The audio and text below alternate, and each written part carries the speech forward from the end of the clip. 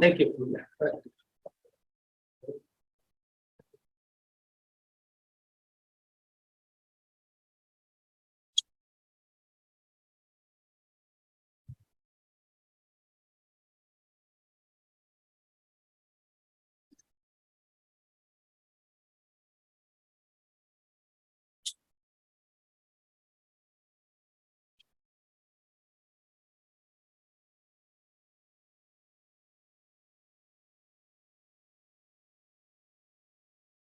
Hi everyone. So good morning again. So oh yeah, please. Thank you.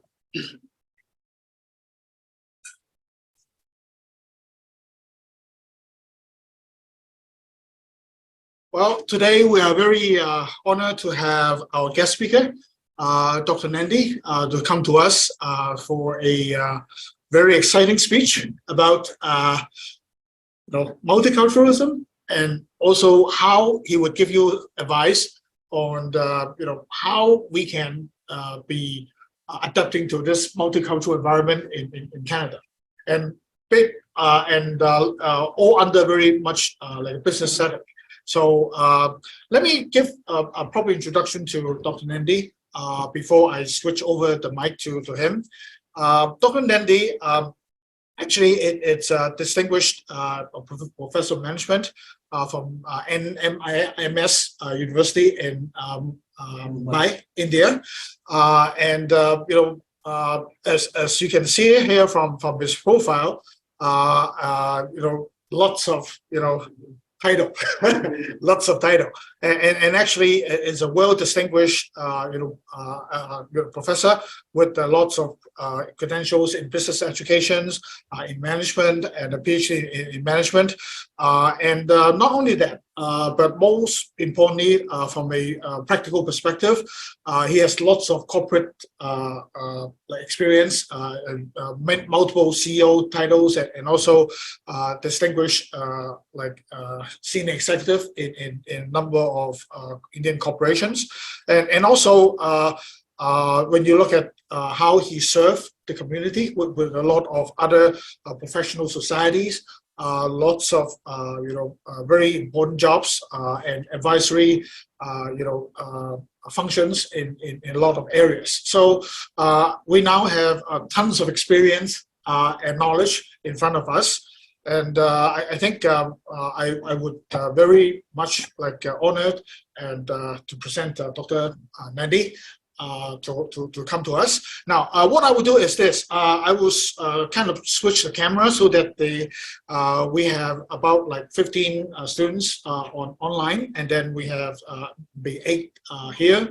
So I think we hopefully we'll have a more interactive class setting, and Dr. Nandi prefer to not sit here but also stand in front of you, so that you will be able to have direct engagement with him, and not only about the presentations, and most importantly about questions. And actually we really hope that you have more questions and be very interactive. This is your session. And hopefully you like that arrangement from school, and also have the presence of Dr. Nandi here. Okay. Now, without further ado, I would switch the mic to Dr. Nandi so that he can directly say to you. Yeah. Yeah.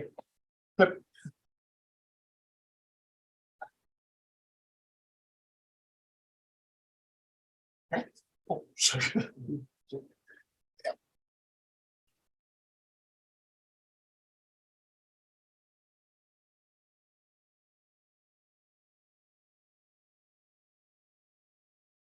Yeah. Okay. Yeah. Thank you. Thank you very much, sir, Dr. Chan, for saying nice words about me. And I am extremely thankful to the dear students also, all of you. And it's a great feeling to be in the student, because for the last nearly 15 to 20 days I am cut off from my students back home in Mumbai. As rightly introduced, though I have been in the corporate for a very long time, but I started off my career as an assistant professor. At that time, I was teaching English. University. Thank you, thank you. And then I moved to corporate. Of course, before that, I was for some time I was a deputy collector, then magistrate. Then I was a banker. I was in the State Bank of India as a professional officer. Then moved to Reserve Bank of India, which is the central bank of the country, like in Canada, it is Bank of Canada, which is the central bank. And I was into currency printing. So when I was into currency printing, so I had moved across the globe, especially to two countries very prominently, that is Japan and Germany, because these are the two countries who provided technology for us to the Indian currency presses. Because in India, we do not have any technology how to manufacture currency printing paper or ink. These are the two essential ingredients. So we used to import from these two countries. Then Switzerland and other countries, US also. So, and there is a system in India that for everything that you get for sovereign printing, the pre-dispatch inspection has to be done by somebody who is very senior. So before they try to dispatch the paper and ink to my country for printing, we are a group of seniors. So then we have to go and verify as per the standards, as per the stipulation, by following the ISO and Six Sigma methodology. We see that whether they are giving us the right thing or not, because it is a sovereign product you are making, which has to be zero error. And that is how I have experience of working with these companies, these countries, with their corporations who are providing us technology and all that. So compared to my other colleague friends, I have a lot of international exposure. And so multiculturalism is something which is very keen to my heart, because that is what I have seen, I have experimented, and I have been very successful. I am one of the very few, I should say, that I moved up very fast to become CEO of a company. And that happened because of my ability to be multifunctional and multicultural. So that is why I would like all of you to be very successful in your life. And before I start, only one sentence I will tell you, one very briefly, that always dream big and chase your dream with all passion. PASSION. Okay. Dream big. You are not meant to dream small. That is what Peter Drucker, you must have read some of his books. If you do not, please procure all the volumes of Peter Drucker on management. He has talked on leadership, he has talked on team building, he has talked on everything. And we being students of management, he is our virtually a sort of guru, Peter Drucker. So he had said that the biggest tragedy of human beings is they dream small and achieve it. He said that it is not tragedy that you dream big and miss it. It is not a tragedy. But the tragedy is you dream very small and achieve it. So never dream small. Many times you take it for granted that you are born as a human being just by accident or something. It is not so. There is a purpose behind this by God, that why He did not decide to make you a chicken so that you would have been slaughtered and come as a burger or whatever. Why He did not decide to make you a dog. Why He decided to make you a man. That means there is a bigger purpose, that He will not only transform the history of the surrounding, but He will transform your own history also to make you as celebrated and as glorious as possible. And if you are not doing that, then you are actually, I should say, you are doing a treachery against God's belief and trust on you. So next month you will be very careful. You will see to it that you are born a chicken only and end up in somebody's plate. So that is why, please celebrate our birth as human being, that there is a bigger purpose. And only one thing I will tell you, the bigger purpose is dream big, much more than you are. Always. Dream big, B-I-G, big, and change your dream with all passion, P-A-S-S-I-O-N. That passion never give up in your life. Please remember that, you see, Columbus never wanted to discover Discover America. India. He wanted to discover America. Sorry, he wanted to discover India. Yeah, and He never wanted to discover America. So he landed up in America by mistake, not mistake, by blunder. By blunder. But his passion, passion was so strong that even after reaching American shore, he was believing that he had reached India. So all the red-looking people who came in the seashore started calling them, "Oh yes, I have reached India," but they are red Indians. And that is why, just because a man called Columbus committed the blunder of reaching the wrong place, the aborigines of America are still being called red Indians. Otherwise, they have nothing to do with India. But my question to you is whether this blunder prevented his name, Columbus' name, from being written in the golden letters of history. No. You would have been equally famous if you would have discovered India. So what is the difference between right and wrong? Please remember, as student of management, there is no difference between right and wrong. Whatever is considered wrong today, that is an act of innovation. There lies the act of creativity. So there is nothing like right and wrong. Everything, your thinking makes it so. So always be very positive. Try to chase all your dreams with passion, and I guarantee you that the success will be yours. Never allow any time any sort of frustration or despondency to overtake you. You will always see that the success will come. You will be always successful. Chase your dream with all passion. And I have another point. When you chase your dream with all the passion, all your mistakes will become right. You will never know, slowly all the mistakes will become right. I'll give you a small example. Like, there was a fellow who cannot talk properly. Okay, he sputters. Okay. So he does that. So once somebody who is working as a marketing head in a company, he came to the village. He's from the same village. He came. So this fellow, he went and fell at his feet. He said, "Dada, please get me a job. Because my family is starving, my family is so poor. Please get me a job." He said, "What sort of job I'll give you? I'm into marketing. This is for you, marketing management students." He said that I'm into marketing where communication is a very important part of it. And you cannot communicate. You cannot utter a single sentence, single word correctly. What communication very hell you are going to do? I cannot recruit you. But this fellow was so desperate for his family. He was suffering from hunger. He caught on his feet and said, "Please get me a job. Please give me a chance. Please give me a chance." So what this fellow did, he said, "It is a very Hobson's dilemma. So what do I do?"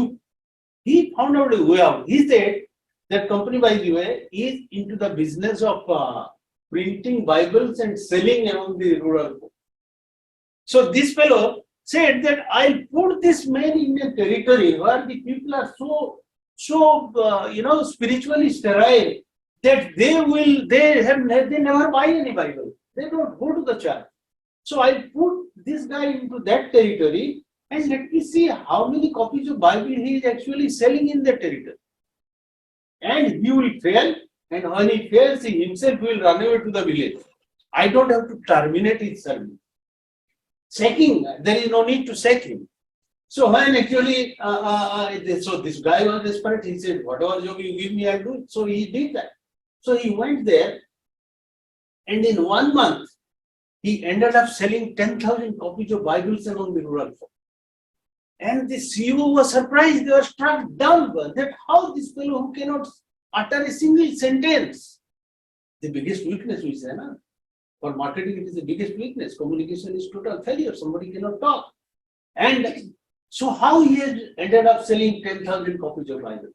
So there was a big felicitation function. As I was corporate head, and I'm telling you, whenever you achieve something, immediately you are rewarded, your CTC is increased, cost to the company, your salary is increased by 20 times or 20% or 30%, and your designation goes up. So he was designated as chief marketing officer and he was given high salary. Then they said there will be a felicitation function. So he was felicitated. Then finally the CEO comes and tell me, dear friend, please tell me how you could achieve this miracle. When our so many people who have studied in very reputed business schools across the globe, they could not do it, convince these die-hard villagers to buy Bible, and our company was falling apart there. And how you have achieved it? You know what was his response? His response was like this. He said, see, I have not done anything. I have not done anything. I'll go to a householder's door and I'll knock the bell, having a copy of Bible in my hand. I'll knock the door, and the moment the householder opens the door, I'll only say, don't buy the Bible from me. I'll read it for you. And that is the time the lady of the house, who are very kind-hearted like all of you. So she comes near the door. She says, oh, please stop. You don't have to read it, I'll buy it. I see so much of pain and agony on your face, on you say, I'll buy it. Okay. So it astounded everybody, including the teachers of management like me, that how we try to stereotype our weaknesses. You say, this is my weakness. This is my weakness. I cannot talk. I cannot dance. I cannot sing. I come from a different culture. Okay. I come from a different background. And I cannot be successful. Please give it up from your mind. Taking to this again, that I cannot be successful just because I am from an Indian country. I am not acquainted with Canadian culture or whatever you say. These are the boundaries you fix for yourself. And these boundaries can be just broken and smothered. And this is the example I gave you, provided two things. Dream big, chase your dream with all passion. And when you chase your dream with all passion, all your weaknesses will become strength, as it happened with this fellow. This became a strength for him. He became chief marketing officer. Okay. So how do you say that this is my weakness? God has not given weakness to anybody. He has given only strength. Many times what appears to you as strength is nothing. Like it is almost like when you go to your native place, suppose you have a small cousin or small nephew or somebody, you have bought a ball. Do you hand it over to her like this? You don't do that. You first throw the ball, you will ask the small child to crawl, catch it, then take it away, then again you will crawl, then again you will take it away, then finally you give a very hearty laugh, and then you give it. God is exactly doing like that. So never get defeated by your so-called perceived weakness. Never get defeated. You break the boundary. Breaking the boundary is the biggest thing as human being you should do. Otherwise, I challenge you again, God will curse you to be born as a chicken and you will end up in my plate or maybe somebody else's. So take it as a challenge and do it. Yeah. Having said that, you can also go to Amazon and buy a book written by me, which is very popular among the students. Okay, in 3 years it has seen 6 reprints. Be a habitual winner. The name of the book is, you can Google and find out. Be a habitual winner. And it is printed by Amazon, so it should be available. I don't know. Okay, if it is not available, you can tell me. I'll arrange you. So there I am talking how to be a habitual winner. All of us, we take life as a sort of win some, lose some game. You say, okay, if I am winner here, I may lose here. It doesn't matter. This is life. People will tell you. No. I am telling that you are a habitual winner. That means you will win in whatever you do. Whatever you do in your life, you will be a winner. And it is possible. Try to read that book. I think, I don't know whether it is available in Kindle. Otherwise, I'll leave, I don't have many cards, but any of you you can, you can be in touch with me, then I'll see to it that it is delivered here. Yeah. Yeah, I don't say that I'm doing it only to the girl. No number. Okay, you can share the number and email ID. Okay.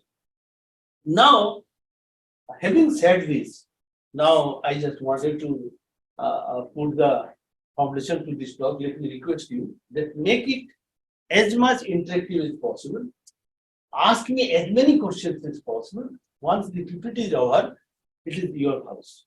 So you can ask me. And I will be in a position to answer most of your questions. If I cannot do, then Sir is there to assist me also. And if I cannot answer something, then be sure that I will send you a mail and I will answer to you. Not that everything I know. But because of a very wide experience in industry and academics, I will be able to answer most of the questions. Okay. Yeah. So let us start. So I have deliberately taken this topic, multiculturalism in current business environment in Canada. Yeah. My son is working here. So I am exposed to a little bit of Canadian business culture. We work in the largest medicine company, Boehringer Ingelheim, that is German company. So he is the country head here. So I have come to him. So that is from him. His wife is also there. So I have learned a lot of things and I have interacted here and there, so many places. Okay. Next. Okay. Yeah.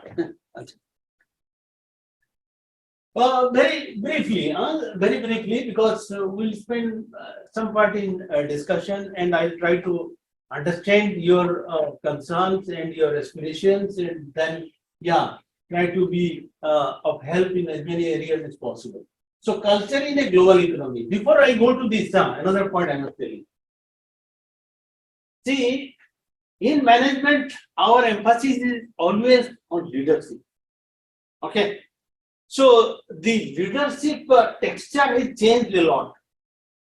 In the present situation, because we have become a global village now, competition is cutthroat, okay, and search for cutting edge is always there. What happens in competition, you know?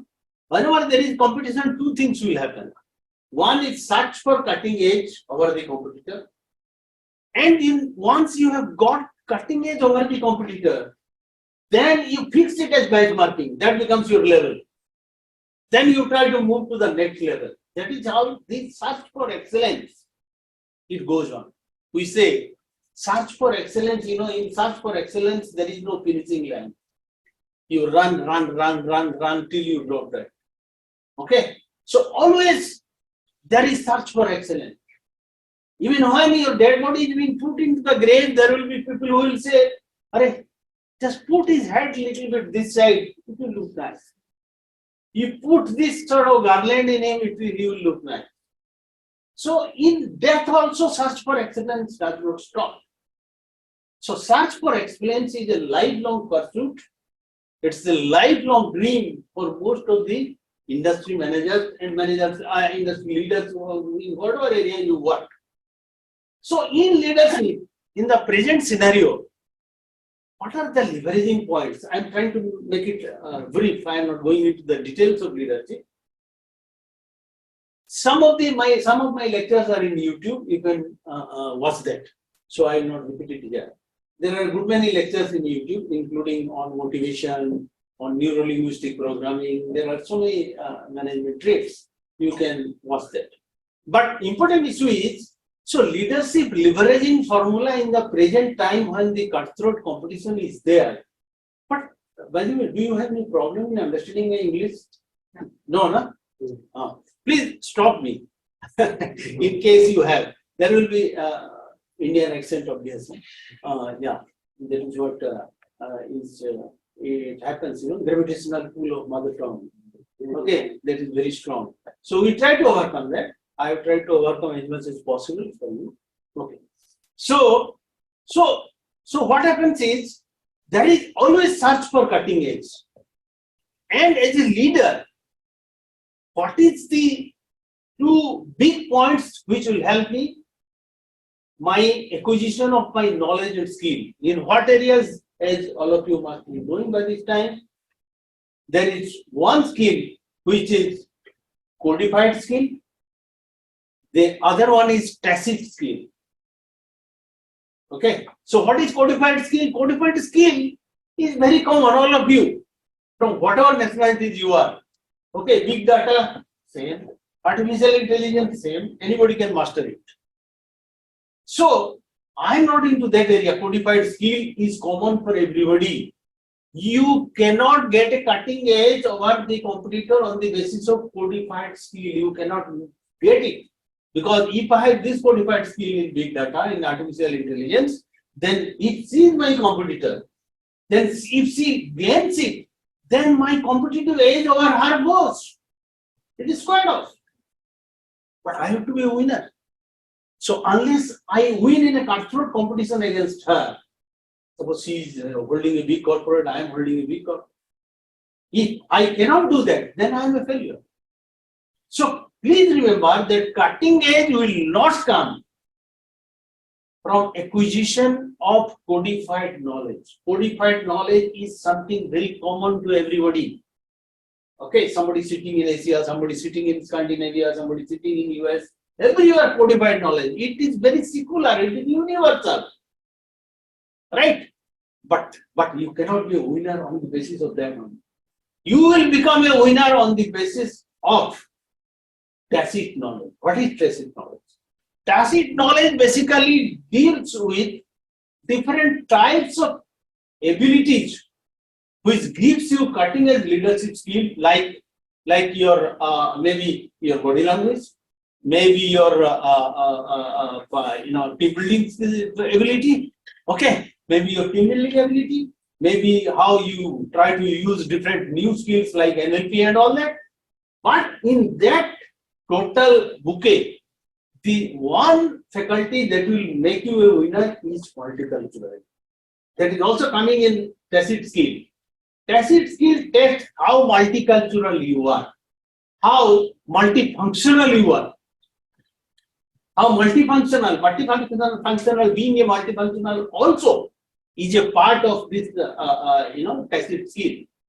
Okay, multifunctional we always see. Like the other day I was taking an interview for the post of finance head in my company. I advise quite good number of companies now. So I was taking an interview. So when he was very, very excited to tell how good chartered accountant he is. My question to him always was, okay, sir, what else can you do? What else can you do? From this question, you will understand that I am looking for a multifunctional personality. That a person who can do a lot of things in the company. Because you never know, maybe my company will go through a very bad time tomorrow. So I'll ask the finance head to look after HR. I'll ask the HR head to look after marketing. I have done that in the companies in which I have done. They've gone through bad phase. That time I tried to combine a lot of activities together to save money for the company, to cut cost. And that time if somebody says, no sir, I have never worked in this area, I cannot do it. I have never worked in marketing. I have studied HR, I have done a PhD in HR, and you are asking me to look after marketing, I cannot do it. Okay, thank you very much. Please go home. I'll find out somebody who can do it. So he loses his job that day. Next day, I find out somebody who will be able to do it. So being multifunctional is very important. You should try to gain your competence in at least 3 areas. At least 3 areas, if not more. It may be difficult for more. 2 areas for definite. 2 areas means compulsory. In 2 areas. If it is 3, then obviously you have cutting edge over your competitor.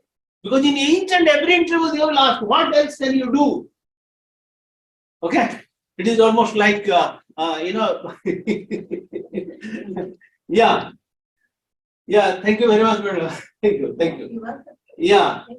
Yeah. So being multifunctional is very important. That, as I said, that I ended up asking the chartered accountant that what else can you do? Because my company, I never know what sort of situation it will go through tomorrow and day after. So I need people who can do a lot of things at a time. So that is one. Then in tacit knowledge, next is your multiculturalism. That how you are trying to, please remember that each and every culture, I have practiced it in my company very successfully. In Indian standard, see, as you know, India earlier was a conglomerate of, it's a conglomerate of 153 states. Earlier there were kings, maharajas in each and every state. Okay, and they had their own distinct language, culture, everything is different. Okay, so when they became India, they also came into a crucible, trying to find out a lot of commonalities in the cultural patterns of different states, and then a sort of Indian culture it emerged, which took the best of all the cultures. So that is why in any multicultural situation, first point please remember is accept the difference. Many times we do not accept. We say, I am superior. Why should I accept? If you are different, go to hell. I am on board. Alright? Accept the difference. That is the most important boundary you have to break. Then next is respect the difference. And third is what I am going to teach you now. That is synergise. So first one is accept the difference. Second is respect the difference. Third one is synergise. Synergise is taking out the best of all cultures and put in the melting pot, so that you get the best of it. In brief, this is what multiculturalism basically deals with. And since I have exposure to Japanese, German, and Swiss, and of course Indian culture, so I am in a position to tell you that in the companies I headed, how I tried to get more productivity by putting everything into the melting pot, and it was possible. Because each and every culture has a propensity to productivity. If I give you some of the examples, if I have to look for a finance person, then most of the time in India, I look for somebody who is from South, maybe Tamil background and all that. They are very good in analytics. Okay. If I have to find out somebody who is marketing, then I'll definitely find out somebody who is from Punjab. They do a lot of level dance, this and they try to win our people. They have their ability. And we Bengalis, we are always born, they say, with one harmonium in one hand and book in another hand. We are very fond of music and literature. So if you put me into marketing or if you put me into production, I'll be slightly cut off. Okay. So as a CEO, I used to see which cultural propensity will give me higher productivity. And the same thing is true in any multicultural situation. Each and every culture has its same of values as far as productivity is concerned. Only you should be the leader to find out who should be, assimilating with whom. And then it will come. Okay. Yeah. So, see, close by, because I have some experience of working in the US, and I'll tell you that they want to make everything perfect. If it is not perfect, then they are not going to bother about it. They will say it sucks. Okay. But in Canada, it is very flexible. You have a socialistic culture. So what is happening? You give a lot of chance to evolve things and come up. Then you accept it.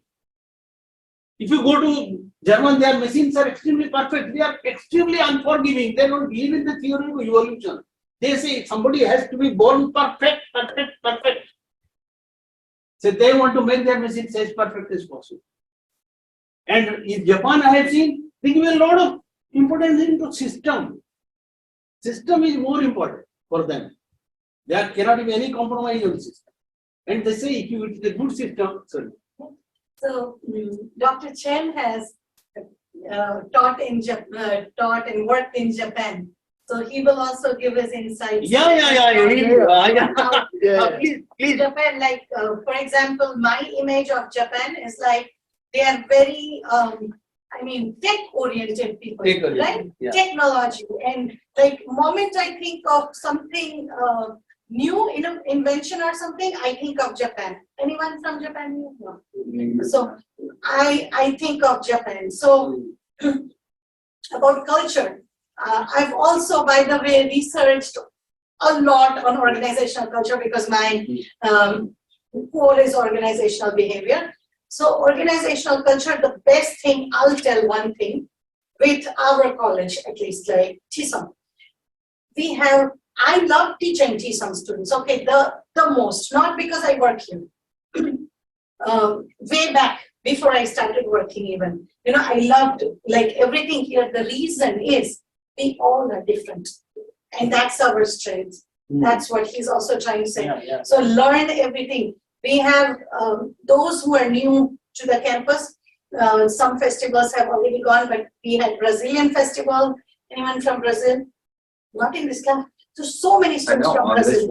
Like, especially, there's no class without Brazilian students, I'll say. So a lot of these students with all of these, a very big blend of culture.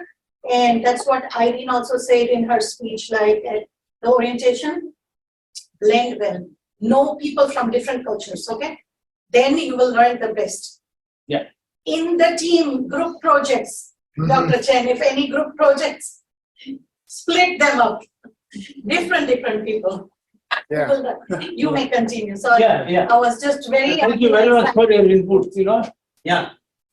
So very briefly, I will talk about what is the role. So as I said that now leadership, basically the cutting edge will come from the tacit knowledge. And in tacit knowledge, bouquet of tacit knowledge, this comes prominently very high, multiculturally, whether you are multicultural or not. So being multicultural is a necessity which gives you cutting edge over your competitor. And we will be discussing about it. So culture, the beliefs, these are things which we may be knowing. So the beliefs, customs and attitudes of a distinct group of people. See, how these things that contribute to decision making is important. That is what being a management teacher, I'll be talking to you. How your decision making process gets influenced by these. And that is why when you are multicultural, your decision will be always perfect. You will be first time right. This is from my experience, I'm telling you, as CEO of 3 companies we have practiced with. That otherwise, if I give you 10 stones to throw at a target, you will throw. Maybe you will become 5th time right. Maybe you will be 6th time right. But I want to make you first time right. So becoming first time right is very important because we are in a competitive race. In this race, if I am hitting 6th time right and she has hit first time right, then she is winner, I am loser. She has marched 2 kilometers ahead of me. So I will be lifelong a follower to her. I cannot be a leader. And that is why becoming first time right is something very important. And you will become first time right if you are multicultural in your business dynamics. We'll discuss. So the beliefs, customs, attitudes, they are distinct groups, then your race, food, language, art, either history, geography, and religion. Yeah, these are the essential components. Okay. So culture may refer to an entire country, like you say, this is Indian culture or this is Canadian culture, then ethnic group, social group, or institution. See, please remember that organizational culture gets reflected in the institution also. A particular company, that is there in the next slide. You see, so in business, culture has 2 important meanings. One is in the broad sense, it refers to the customs of other countries with which companies do business. Yes. Like my last company had from I retired, I took ERS and moved to academy.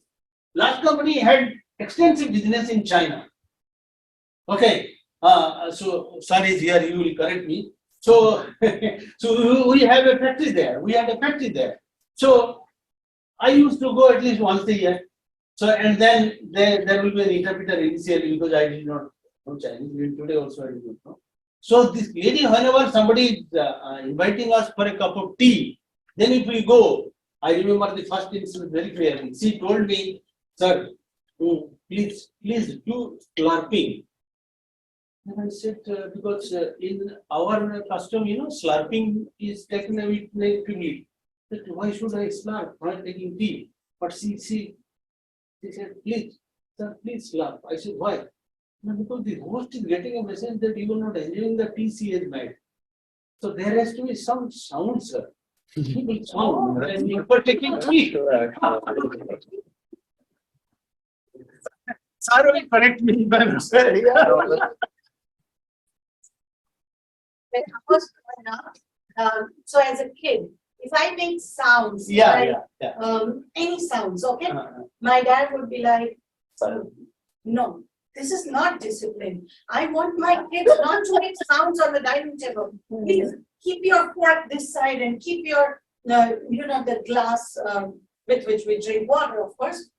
So if your plate is on right, glass should be on the left. It's like, no, you need to be disciplined. And if there's any sound, it's like, this is not acceptable. This is not what I want you to do. Is this what I taught you? So like that discipline. And now I realize if I go to China, I'm not smart. yeah. And then I started making sounds. Huh? Like that, having tea. The moment I did that, I saw a smile in her face. No space, yeah. That so just imagine these nuances. They contributed a lot actually in team building. They contribute a lot. As I said, in tacit knowledge, whatever thing you talk of, multiculturalism is the essence. And it is possible. After that, so many times I have gone, I have never faced any problem while having tea. Okay.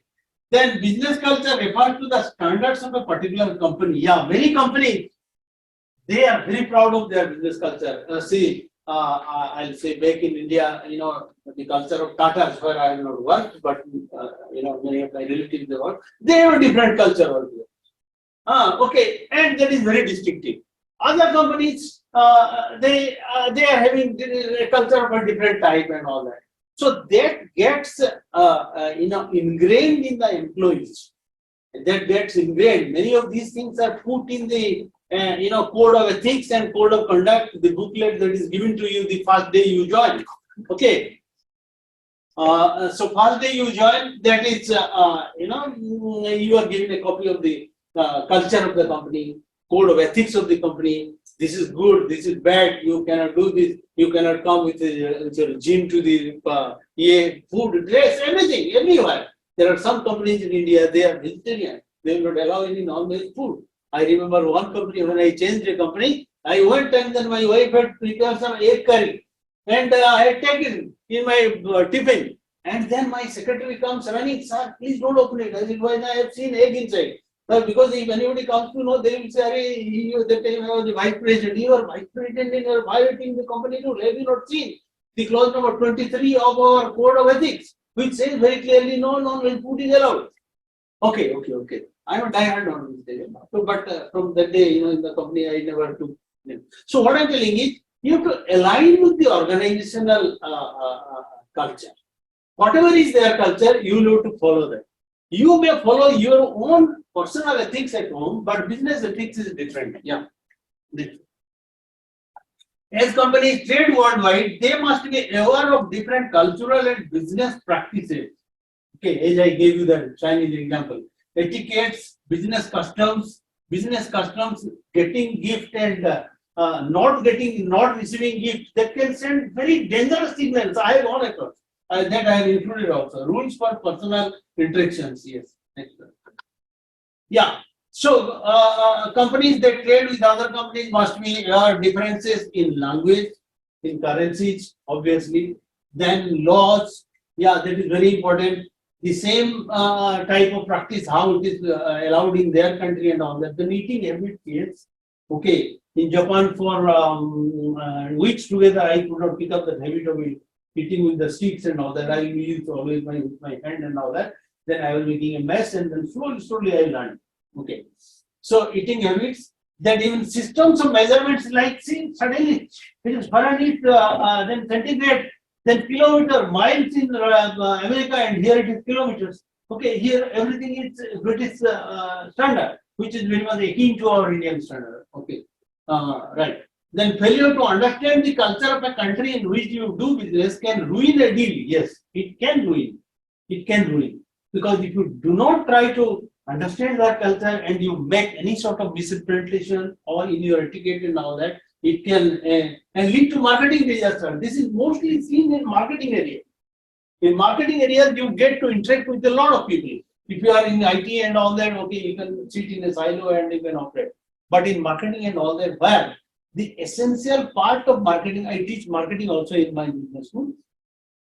I teach law, marketing, and management. So, in marketing, the most important thing is how to create need for the customer. Because existing needs, you are in a competition. You are in a strict, tight competition with your competitor. How to create need? Please remember, many of these needs, they are not there with our parents. And these needs have been created. And many companies, they have marketed it so well, made a huge amount of money by creating need. Okay, a lot of things. You can look at any area.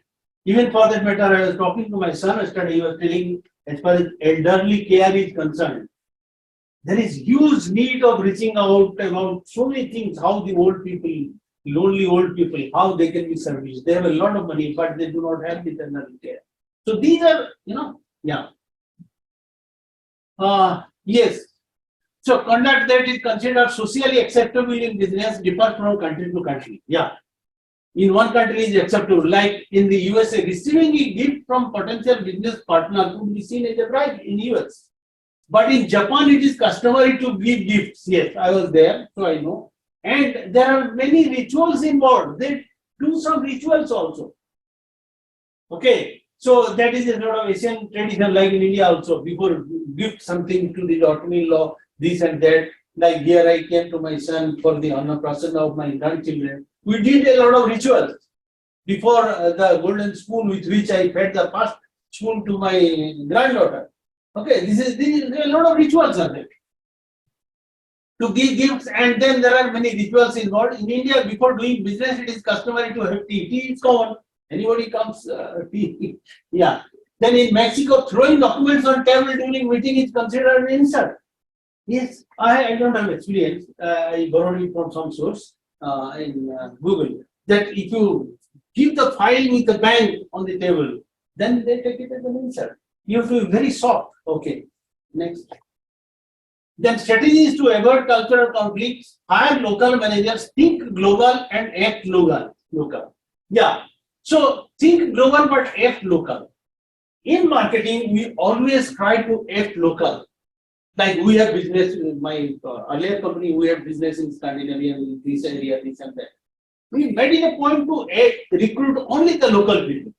But how to make them think global? That is what training is required. Okay, so local, hire a Swedish person to manage office in Sweden, train employees to live and work in other countries. As more countries trade globally, there is an increased demand for people who have studied other languages and culture. That is why you are coming in. You will be the perfect fit to be taken into a multinational situation. Nobody, even if he is astoundingly brilliant, if he has studied in one country, whether India or something, you will find that they are not preferred. That this person does not have multicultural fluency index. In my university, where I teach now in India, we have introduced this. We are trying to find out what is your multicultural fluency index. Your fluency index should be in a scale of 10, it should be above 6. Then only it is possible that you will be accepted by others. Otherwise not. You must be very good in the core knowledge in your parent university. That is why people, they are coming on internship, they are coming on exchange program and all that. That is happening just because multiculturalism has become the most important trigger to productivity, which was not there earlier. Right? Yeah. So you stand very good chance, all of you, that you have come from your nationalities and whatever countries you are from. You are from which country? Sri Lanka, sir. Huh? Sri Lanka. Sri Lanka, yeah. Okay, before COVID, we are from there. Sri Lanka, which part of Sri Lanka? From Colombo. Colombo. Okay, so there is an increased demand for people who studied other languages. Then study high demand language culture, like suddenly learning Chinese has become a very big factor for students in India. In Bombay, suddenly I have found a lot of training institutes to train people in Chinese because they know that they are the second powerful superpower now. And you never know in the tussle with America when they will topple this country, that country, move to the top. So let us be in the fair side of the game and learn Chinese. Okay, so Chinese and Hindi, obviously. India is also fifth largest economy and shortly to become third largest economy. Okay, and so that time all the economic activities, business activity will be so much there.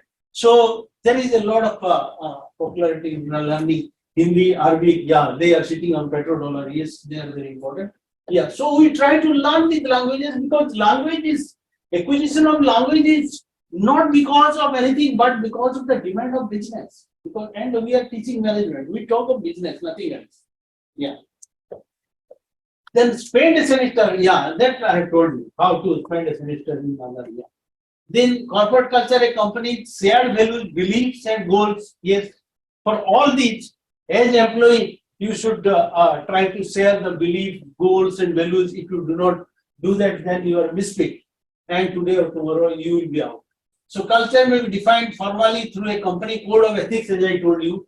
First day itself we give. The moment you go and report to HR, the first thing you get a copy of the code of conduct and book of ethics. Okay, good culture, for organization culture, which talks about the ethical standard the company has to follow. So there in a company code of ethics, written manual, that is a written manual, and the orientation process. The once you join, there will be an orientation induction training we call, where you will be trained as to the company's value system culture. Informally through dress codes. Dress codes are very clear and defined. There because they want uniformity in the dress code. So dress code is there. Then work habits and social activity. So all these things are fairly prescribed. Then factors influencing culture may include company's founder, as I told you, the company who founded the company. As I gave you the example, the founder of the company was a vegetarian person. So he thinks that everything has to be vegetarian in the world. So he has introduced it. If he is introduced, that has become part of the company culture. Though we are not very happy for and I had non-veg like me, I will be very unhappy. But I cannot help it because I am getting the highest CTC salary there. So that is why I changed 7 jobs just because. See, and for you another tip also I am giving you. Please try to upskill yourself with the latest technology. If it is big data, yes. If it is artificial intelligence, yes. Whatever, NFT, penalty, whatever. Then you sell your skill to the highest bidder. Highest bidder is the company who is giving you highest salary, right? So that is how. So these are the very rudimentary facts. Then code of written manual and the orientation process informally through dress code, factors influencing culture may include company's founder. Then industry, many times the sponsors, they are industries and financial institutions, they also come in. They will say it has to be like this. The geographic location, taking the geographic location into account. In business, we try to do a lot many things. Okay, that this particular area, if my product has to get penetration into this area, then it will be like this. You must be seeing that many of the products, they when they go to Asian countries, they are changed in their packaging, changed in their product profile and all that, so that it suits their culture. Okay, and the advertisement also changes. Geographic location is. So McDonald's and Disney, they stress customer service and family values. Employees are expected to be clean cut and greet each other with a smile. Yeah, they put a lot of importance on customer service because customer is no more the king; he is the emperor now. Because after globalization, the customer has become the emperor. And so FedEx, Bank, Jerry, and Patagonia stress worker satisfaction and concerns for environment. Okay, concern for environment has become the latest. This will also added to the tacit knowledge how environment friendly you are, how green you are. These are also questions asked to you in the interview, because that is also a company which is very good in corporate social responsibility. You know now what is CSR? Yeah. CSR is something that you give back to the organization, give back to the society, or like the environment. For an example, maybe the organization is funding children's home or an elders home. So like a corporate social activity that the organization is doing on behalf of the society. Yeah, yeah. You want to say something? Please. Your good name, please? Sorry, I'm Saliha, You are from which place? Sri Lanka. Are you Lanka. from Sri Lanka? Okay. Yeah. Okay, so right, you are absolutely right. Actually, please remember that there is one ISO also. That is called ISO 21000. So ISO 21000 certification actually gives a company a certificate which has done a lot of CSR activities. So when a customer is going to buy a product, he is looking at that symbol, that yellow symbol, whether it is there on the product. If the yellow symbol is there, then if another product of the, if there is no yellow symbol, then he will not buy it. He is very sensitive to environment. So the moment he sees that yellow symbol is there, okay, both the price is same, so why not buy this one? I am contributing to the society, this company is doing it. So good CSR is good business, please remember this. And that CSR is also part of the tacit knowledge in which I have included multiculturalism also. Yeah. So worker satisfaction. So worker satisfaction, concern for environment. Now, of course, in the companies, we are not talking about worker satisfaction. We are talking about worker delight. Do you know anybody? What is the difference between worker satisfaction? What is the satisfaction, customer satisfaction and customer delight? What is the distinction between these two? And why do I say that customer delight is something very important for me to propagate my business, to penetrate my business, my products into new territory?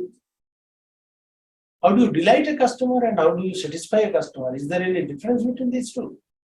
Yes. Hmm. Delighting, satisfaction is now I go for you and I get a service and I'm satisfied. But delighted is I get the service and I get something extra also. Good, Not good, good. delighted. Very good, very good. So, in delight, when I deliver as a product much beyond I have promised. Okay, to give a very funny example, I am a bartender person, I will give the example. That suppose I find a product in the market which promises that if you use this particular oil, then in 1 month your hairs they will sprout. Okay, I get the product, but it so happens that in 7 days my hairs they sprout. So I am getting delight now. I am getting delighted that yes, the company had promised 1 month, but in 7 days you see I have become young, I have hair will come. Okay. So I am delighted. Then what I will do? That is where my point, business comes. That is what I teach. So then what will do? Once you are delighted, you are no more a customer, you become a brand ambassador of that product. Absolutely. Okay. Yeah, that's right. I'll go everywhere in the party, this place, that place, tell friends, Hare, dekho. Just you see, they promised 1 month, but in 7 days I become so young and all that. So what is that mean? The business is spreading like wildfire. So always try to focus on customer delight, not satisfaction. That's a very plastic thing to say satisfy. Okay. Yeah. And concerns for environment, I have just told you. How much concerned you are, that will get you good business. Earlier it was not there. Earlier it was thought like I am doing something charity, I am doing something okay, dharma, and try to get a lot of punya. These are Hindi words, but a little bit you will understand. It is related to spirituality. Okay. Now it is not so. It is pure business. So company founder can influence its culture, people first culture, this is an example. Yeah. Regional difference, Wall Street in New York may expect to wear a suit and tie. You see how the dress code is affected. But in California, it is t-shirts and shorts to one. Yes. So it all depends on the culture. That dress code plays a very important role. But there are many companies who are very informal. They do not believe in dress code, especially IT companies. Yeah. Next. You want to add something? No. We are near to the end of the class, so I was Ah. checking if there's any other class scheduled here. So Is there any class? I will check. So you continue. You continue. Otherwise, you tell me how much time I am left. I'll tell one thing. Ah. I'm brand ambassador for vitamins. Okay, anyone, like one day, so when he mentioned about, not just, say, customer service. Can any of you take a snap?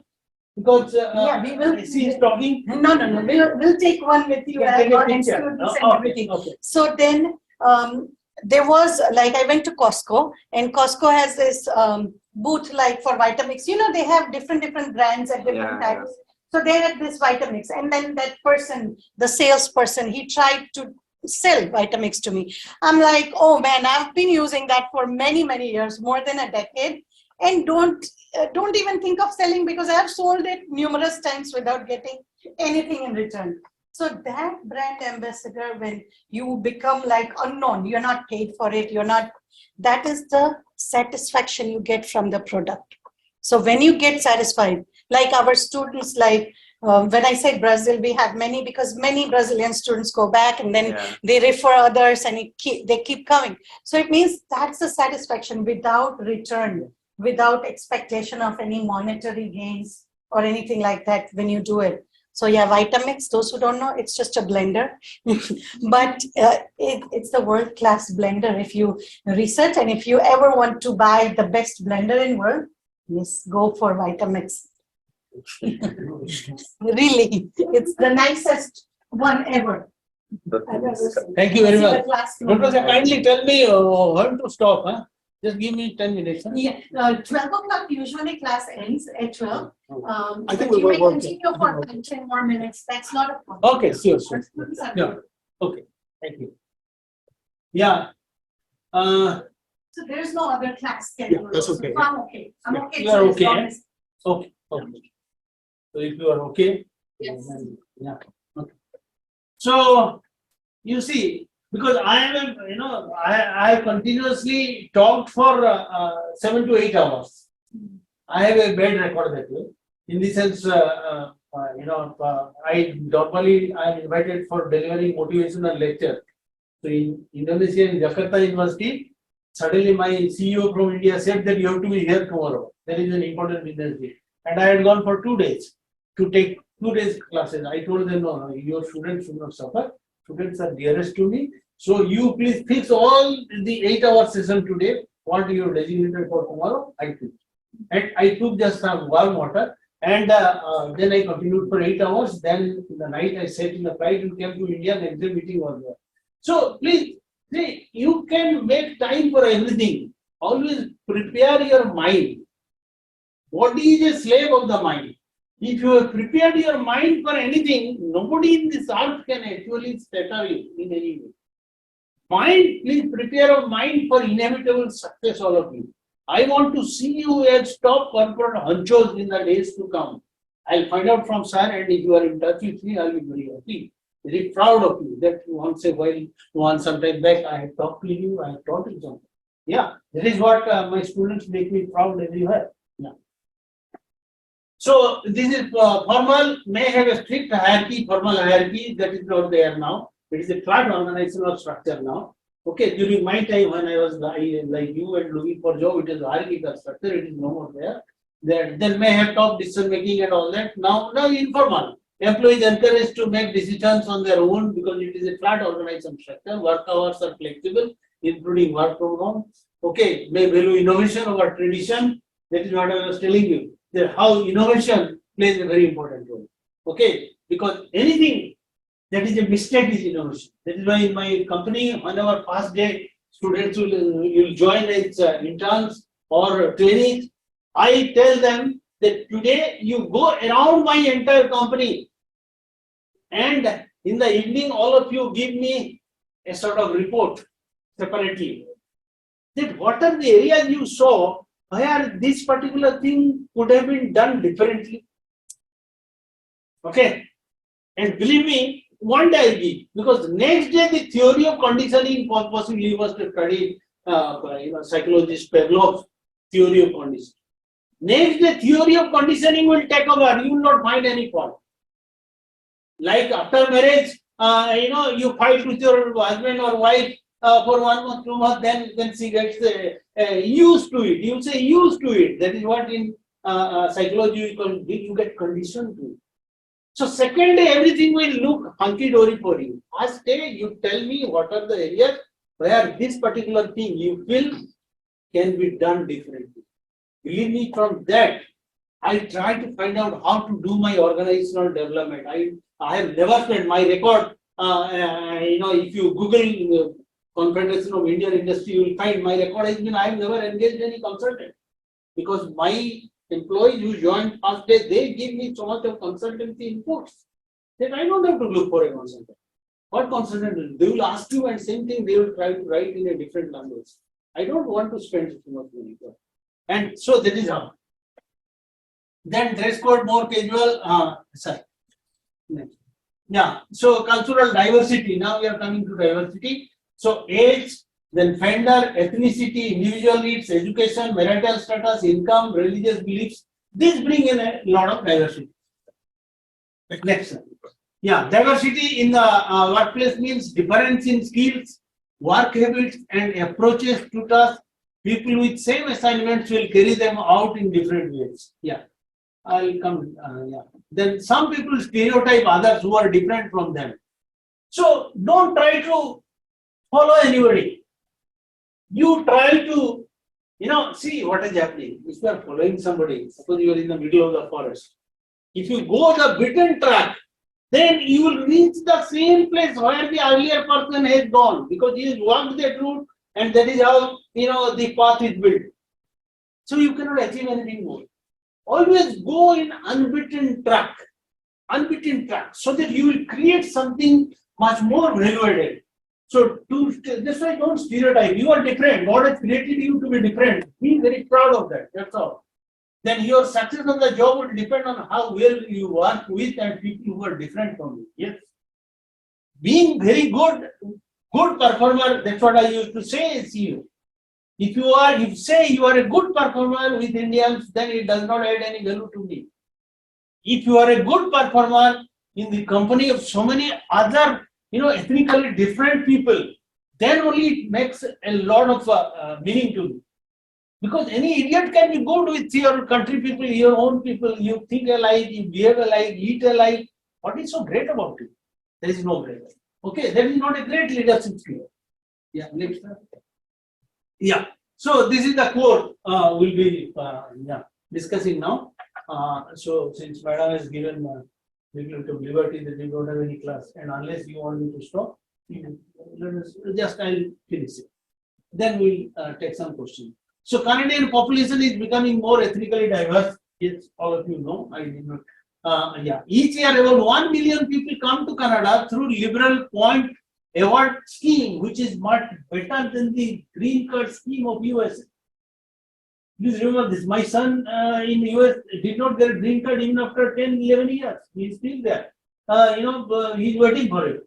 But in Canada, it is not so. It is on the basis of if you are younger, then higher mark is added.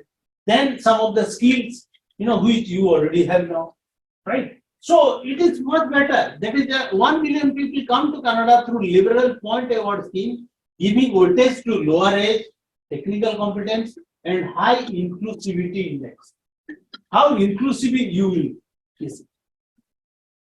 So in Canada, with every important point, please remember this point. I have searched in the Google and found out.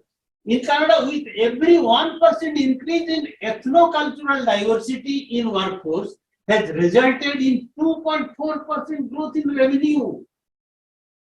So, how diversity is good business?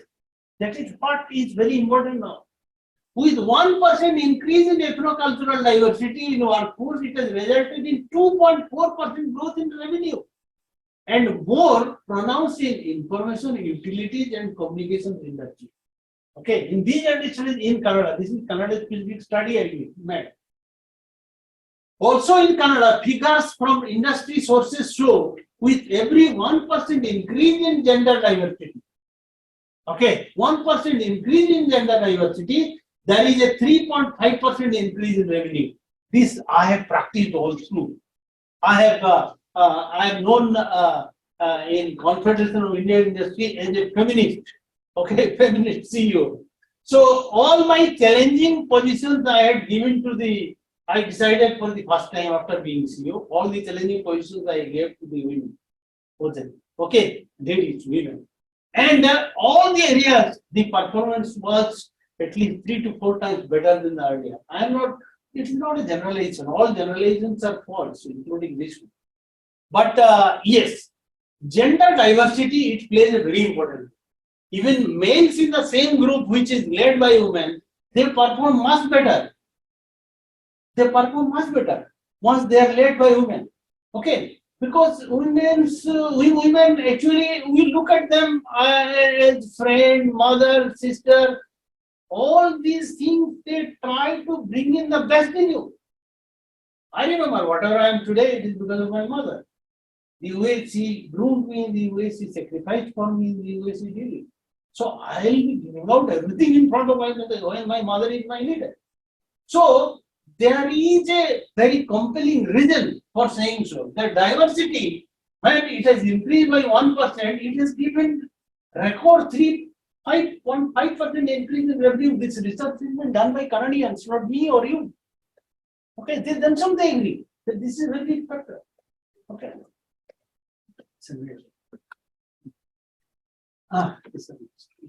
So changes in workplace, women and minorities are taking more leadership management. Okay, they are taking, and when they are taking, they try to bring in something different. It is the tendency, that the minorities, they will try to prove that yes, I can be better than you. If not equal, I will be better than you. Yes. So that is an inherent tendency in minorities and women to prove that in productivity dynamics they perform much better than you. Okay, this is a very widely experimented thing. I have experimented very extensively. Then many workers from various cultures do cultural analysis as strategy for business analysis here. When you do business analysis, suppose you will do business in Mexico, like when we started doing business in China, we did cultural analysis first. Okay, what is their pattern of spending? What is the type of quality compromise they can accept, so that it is zero error or it is error by 10%, 5%, this and that. All these, and how they behave, how they accept, how they buy things, the entire pattern of their spending, everything we do, that is a part of the cultural analysis before we do business analysis, whether my product will succeed or not. Okay. Leveraging on how people communicate, yes, how they communicate, and prioritize. How they prioritize different buying of products, buying of services, and all that. Okay, and decide differently. They decide differently. All the cultures I have seen, they decide differently. Same problem, if I ask in a sort of brainstorming session, I'll ask all of you to how to solve this problem. I can give you in writing that all of your approaches will be different. Okay, and some of the approaches I try to synergize and I do the best problem solving, because problem solving is a very important part in leadership skill now. Okay, yeah, because everything is technically driven. So if you have to be different from your competitor, then you have to be different in two areas: problem solving skill and creativity. Okay, so these are the two areas you have to be different. Yeah, next sir. Okay, more diverse workplace, more diverse marketplace. Yeah, if it is more diverse, then the marketplace will also be different. Because I have seen, if I send 5 people of different cultures to the marketplace to create business for me, all of them, they will try to create differently. All of them, they will try to create differently. And on the whole, the business will grow. Then different groups with spending power, that is different. Yeah. Then many ads in the multiple languages, it is not English alone. Yeah. Vernacular, they play a very important role. Then more novel and assimilative cultural competence has brought in more diversity dividend to business in Canada. Yeah. See, one is demographic dividend, the other one is diversity dividend. So we are talking here about diversity. More diverse you make your workforce, it will bring in a lot of dividend in terms of productivity to your organization. As I have given you so many examples based on research done by people here, and it is common. I have also seen elsewhere. And in my own company also, when I take people from different TA, then I have always got higher productivity. Okay, that is why we have introduced this one in our syllabus now. Your fluency, your multicultural fluency index. Okay. Then this has also made this has resulted in less workforce conflict. Workforce conflict will be less because your understanding about the difference. In the beginning of the class, I said multiculturalism is nothing but what? Accept the very good. Accept the difference, respect the difference, then synergize. And when you synergize, my productivity goes up. Right? So workforce conflict will be less because I'm accepting the difference. Okay. And then more innovation because culture prompts innovation. As I said, a same problem will be approached in 10 different approaches. That is how the innovation is playing a very important role. Has opened up novel approaches to problem solving. Yeah. Then problem solving you will find, as I told you. Then meet unmet demands. Many of your demands are unmet, and because it has not occurred to you. And then when you are interacting with people from a cross section of the culture background, then you will find a lot of new demands are arising, and you are trying to meet those demands, create new needs in the market. As I told you, how to create need in the market, because all the existing needs of humanity have been fulfilled. Then how business will survive? That is what is my bread and butter. I teach business. How business will survive? All the existing needs of the people that is fulfilled. Then how do I survive? I have to close shop and go home. I cannot do that. So only option for me is to create needs in you, which was not there. And that is why there are a lot of needs.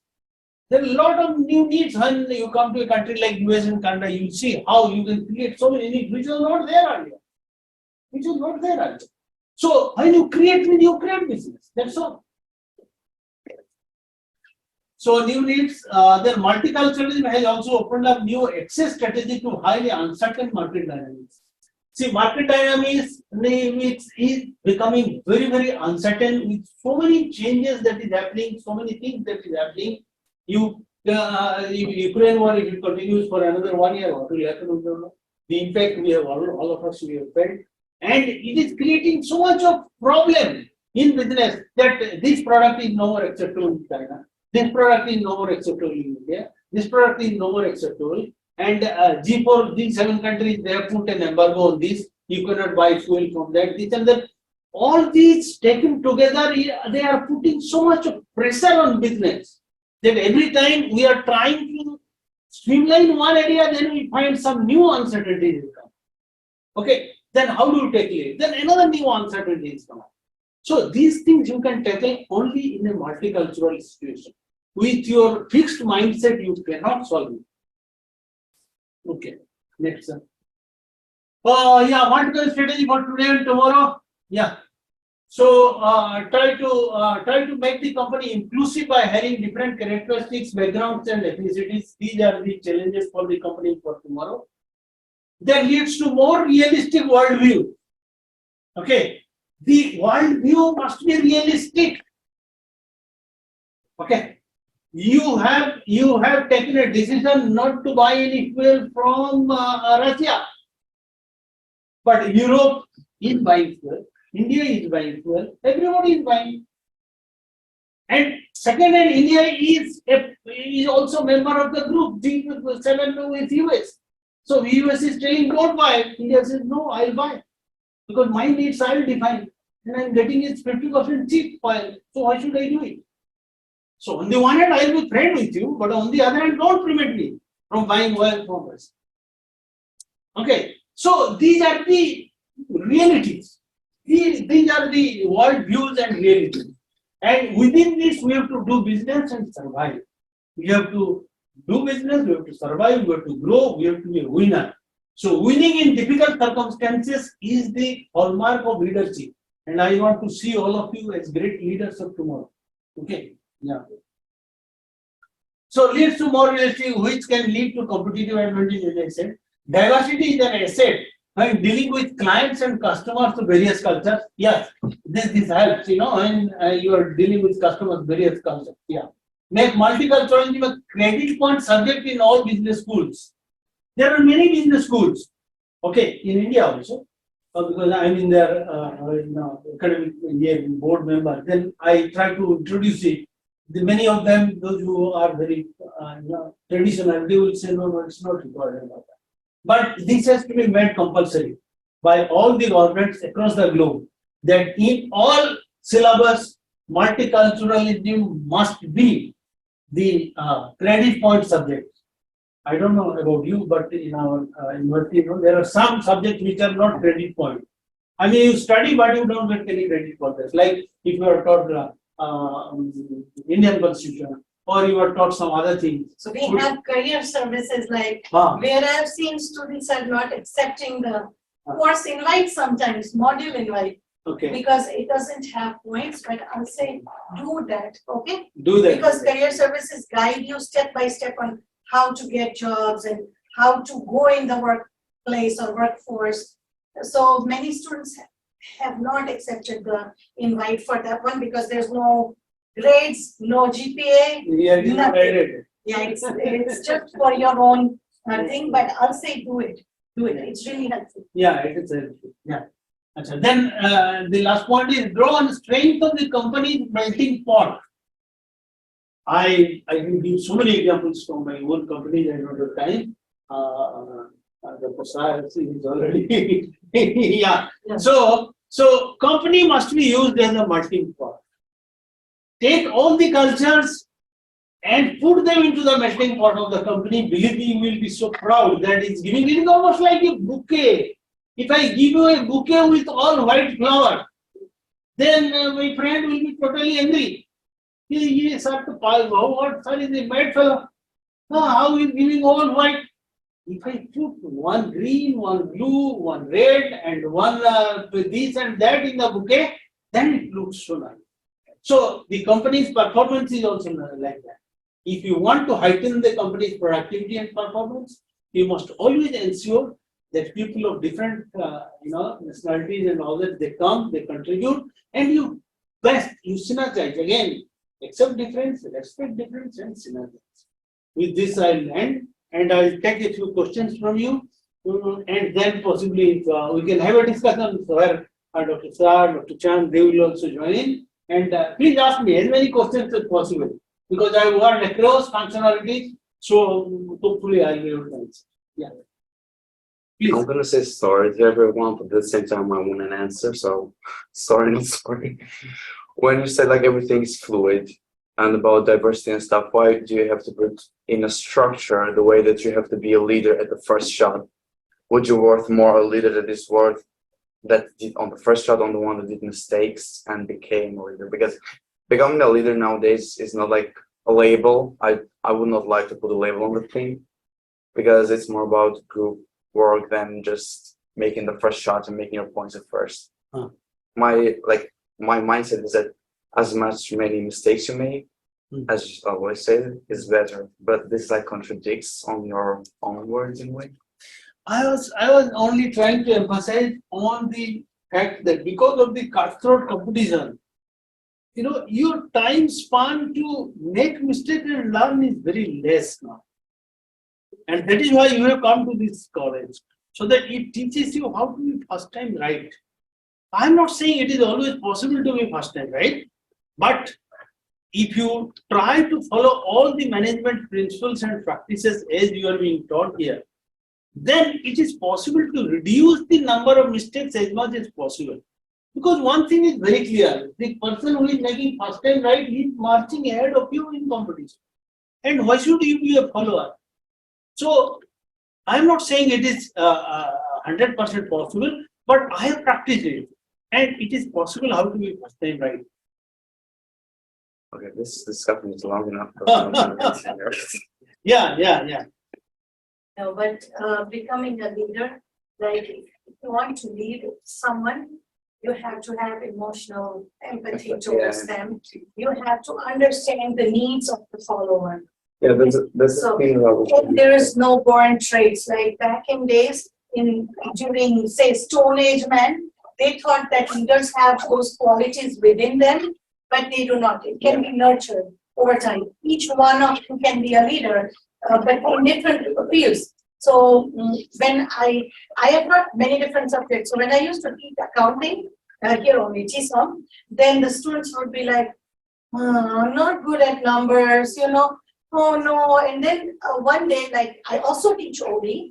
I mean, I'm not teaching right now, but I used to. So then they saw me and they were like, half of them packed their bags. They were like, I think I'm in the wrong class. I have OB class. I'm like, teaching OB.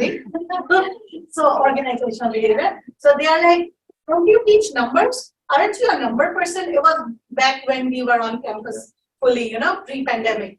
So it was written as if I'm a number person, on my face. Like the moment I enter, I'm a boring number person. And I'm like, no, I'm not just a number person. Also this one. So each one can lead through what we Yeah. nurture ourselves into. That's the thing I wanted to go for. So I would say just like the way of expression was different, but the main point is the same. I would say.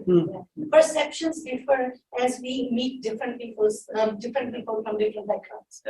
Yeah. We can take a class picture with him as well, and then have pizza because I've ordered pizza for you guys.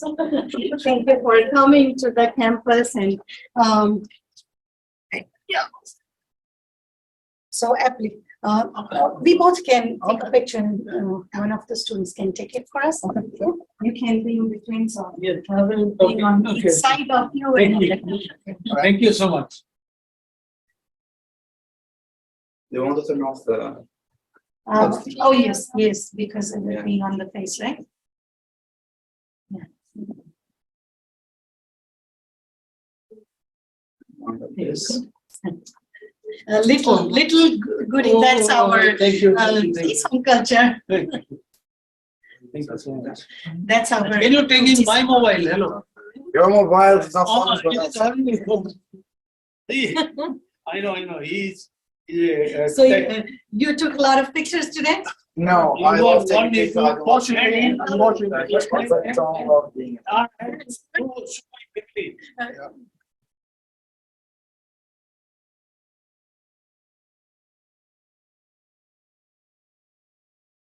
Here you go. Okay, thank you. Thank you. We can with the students. Students, of course, like if you want to. come. No, you are student. You are a student, somebody else. will- With him, No, him and students, so. come. It It is the first picture. would be nice, right? So we can send it to Jessica. Those who don't know Jessica is our marketing head, and we can have the picture posted. So smile, everyone. But Chen, if you want to. Yeah, that's- Because you're all- I'm you sure. want I'm sure. for the one. There we go. Smile, everyone. Thank you. Thank you. Thank you, guys. And Now you will send it to me? yes, I will. I Okay, will thank you. share it. Thank you very much. Those who have any like dietary restrictions, there's vegetarian one. When I came to class, it was interesting, so I didn't have, and I ordered some veggie one. Okay, so please, guys, I cannot eat all the pizza. The others are already jealous, me bringing pizza in this classroom, so we don't want to hear. Then it will be. I remember my number. Definitely, okay, Okay, that's fine. you have bus. Okay, I was. But They're not that fancy. yeah, so I have these, you can pick up two. Thank you so much, bro. No, you're welcome. Oh, like something, Thanks. Some sweets. So. Oh, that is Great. This is What is it? vegetarian This and is honey, it was in meat, this is with honey.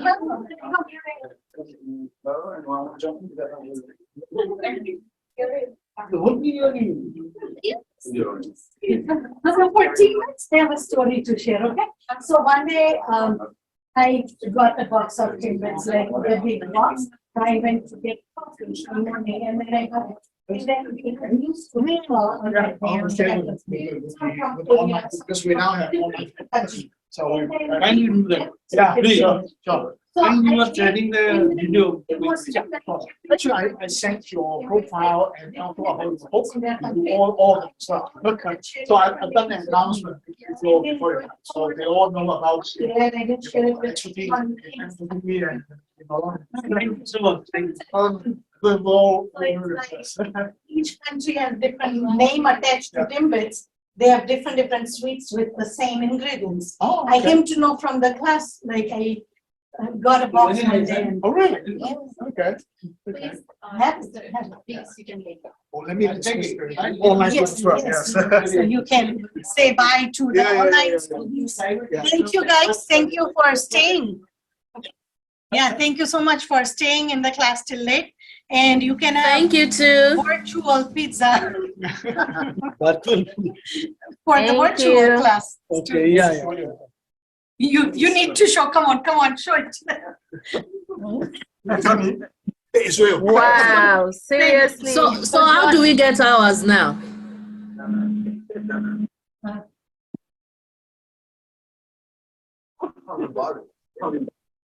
So my thanks and gratitude to all of you. I don't know how much you have benefited, but I am very happy that I could share. Yeah, it's really large.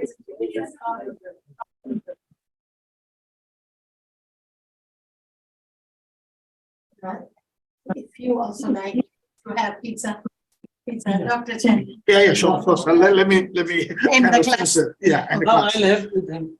You finish it, then I'll have. Yeah, sure, of course. It is good, like toppings. I was like, I wasn't sure and I was like, okay, let's see. It's always difficult to tell, Yes, especially with the toppings, it's so difficult sometimes, like, we don't know. yeah. Did you guys come? No, it was meet and greet for the new students. Did you come yesterday? There was breakfast. Yesterday was, we were on. No. Oh, I'm sorry. Yeah, it was wonderful breakfast. Yeah, I saw it. But guess what? The thing on my plate, I gave it to someone who didn't get it. So one thing, I was like, I'm sorry guys, but I'm not going to share my marble cake with anyone.